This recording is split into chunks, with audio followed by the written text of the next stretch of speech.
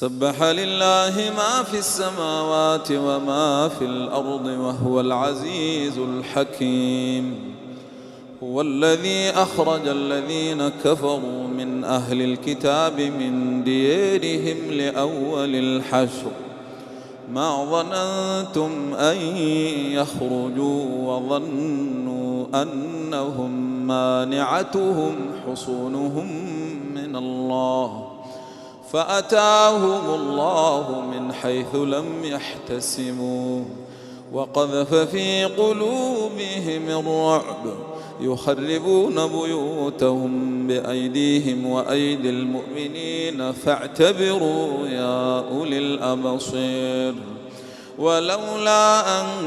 كتب الله عليهم الجلاء لعذبهم في الدنيا ولهم في الآخرة عذاب النار ذلك بأنهم شاقوا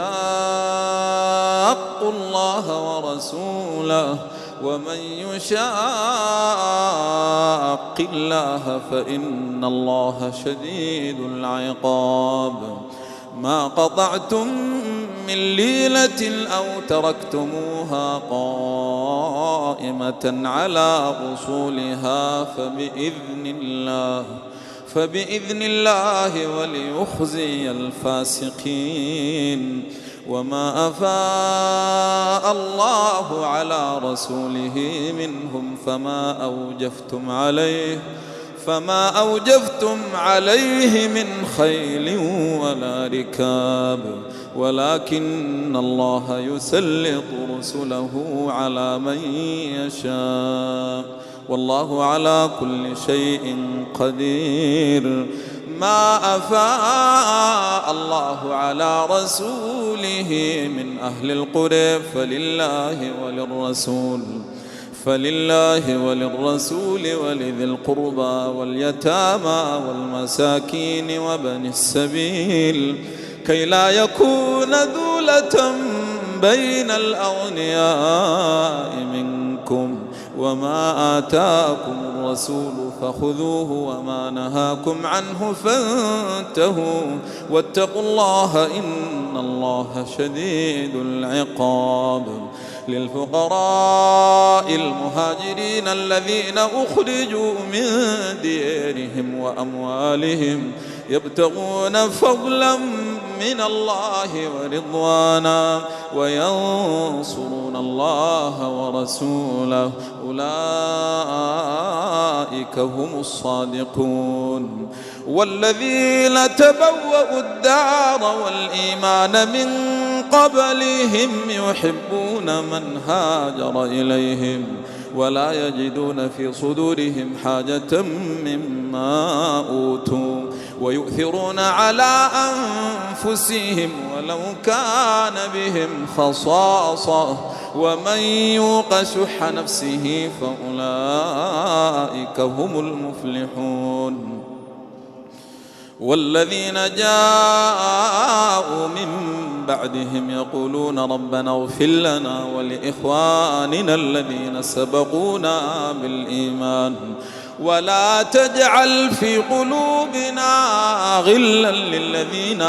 آمنوا ربنا إنك رؤوف رحيم. ألم تر إلى الذين نافقوا يقولون لإخوانهم الذين كفروا من أهل الكتاب لئن أخرجتم لنخرجن معكم ولا نطيع فيكم أحدا أبدا وإن قوتلتم لننصرنكم والله يشهد إنهم لكاذبون. لئن أخرجوا لا يخرجون معهم ولئن قوتلوا لا ينصرونهم ولئن نصروهم ليولن الأدبار ثم لا ينصرون. لأنتم أشد رهبة في صدورهم من الله ذلك بأنهم قوم لا يفقهون. لا يقاتلونكم جميعا إلا في قرى محصنة أو من وراء جدار بأسهم بينهم شديد تحسبهم جميعا وقلوبهم شتى ذلك بأنهم قوم لا يعقلون كمثل الذين من قبلهم قريبا ذاقوا وبال أمرهم ولهم عذاب أليم كمثل الذين من قبلهم قريبا ذاقوا وبال أمرهم ولهم عذاب أليم كمثل الشيطان إذ قال للإنسان اكفر فلما كفر قال إني بريء منك إني أخاف الله رب العالمين فكان عاقبتهما أنهما في النار خالدين فيها وذلك جزاء الظالمين يا أيها الذين آمنوا اتقوا الله ولتنظر نفس ما قدمت لغد واتقوا الله إن الله خبير بما تعملون ولا تكونوا كالذين نسوا الله فأنساهم أنفسهم أولئك هم الفاسقون لا يستوي أصحاب النار وأصحاب الجنة أصحاب الجنة هم الفائزون لو أنزلنا هذا القرآن على جبل لرأيته خاشعا متصدعا من خشية الله وتلك الأمثال نضربها للناس لعلهم يتفكرون هو الله الذي لا إله إلا هو عالم الغيب والشهادة هو الرحمن الرحيم هو الله الذي لا إله إلا هو الملك القدوس السلام المؤمن المهيمن العزيز الجبار المتكبر